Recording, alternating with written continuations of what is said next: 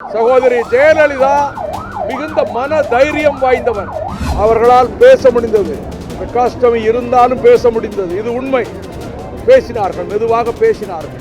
2 மாதம் நோய்களுடன் அவர் மிகப்பெரிய சவாலை சந்தித்து போராடி கொண்டிருக்கிறார். அவர்களின் தொண்டர்கள் ஏனென்றால் வரும்பொழுது அவர்கள் அழுவதை பார்த்தால் எனக்கே மனது வருத்தமாக இருக்கிறது. ஜெயலலிதா அவர்கள்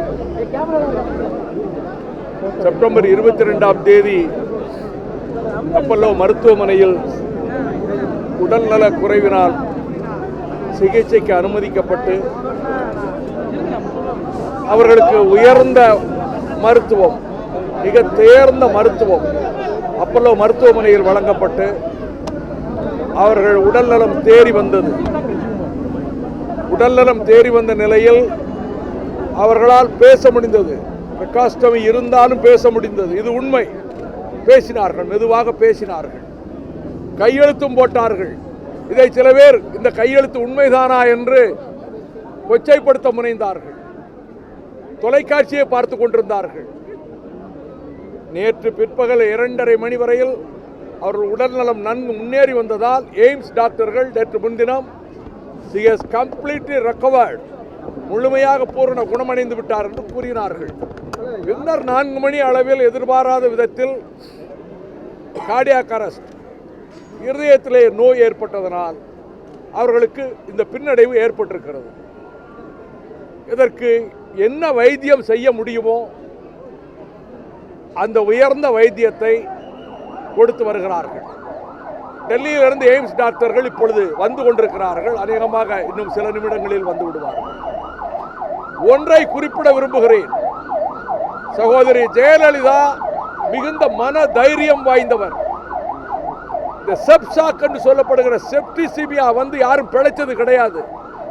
ஆனால் அந்த செப்டிசிமியா வந்து அதிலிருந்து மீண்டு விட்டார்கள்.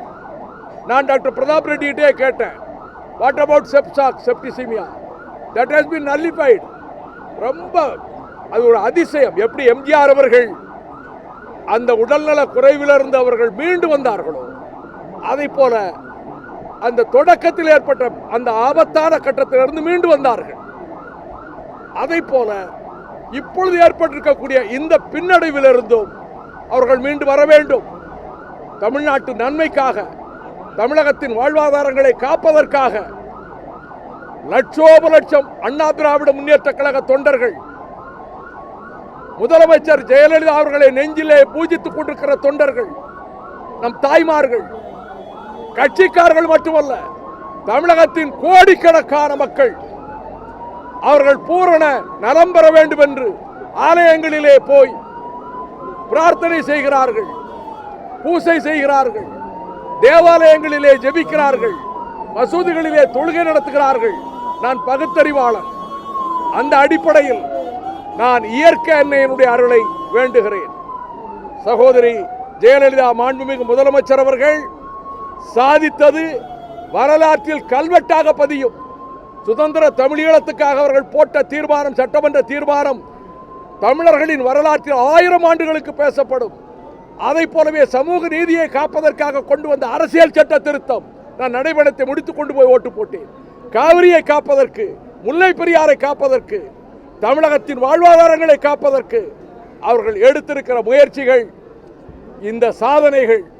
இந்த கட்டத்தில் என்னிடம் ஒரு நிருபர் கேட்டார், அதிமுகவிலே ஏதாவது நெருக்கடி ஏற்படுமா, இதிலே மாற்றம் வருமா என்று ஒரு ஆங்கில பத்திரிகை நிருபர், தொலைக்காட்சி நிருபர் கேட்டார். நான் சொன்னேன், இங்கே ஏதாவது பிரச்சனை அதிமுகவில் ஏற்பட்டுரும், அதில் வந்து உள்ள நுழைஞ்சி நம்ம ஏதாவது கொண்ட குட்டையில் மீன் பிடிச்சிடலாம், நம்ம எங்கேயா வந்துடலாம், ஆட்சியை பிடிச்சிடலான்னு சில பேர் முட்டாள்களின் சொர்க்கத்தில் இருக்கிறார்கள். ஒரு காலம் அது நடக்காது. முதலமைச்சர் நலம் பெற்று வர வேண்டும் என்று நான் விரும்புகிறேன். மரியாதைக்குரிய முதலமைச்சர் அவர்கள் உடல் நலம் தேறி வர வேண்டும், அவர்கள் மறுபடியும் தங்களது அரசியல் வாழ்க்கையை தொடர வேண்டும் என்று இறைவனை நான் முதலில் பிரார்த்திக்கிறேன்.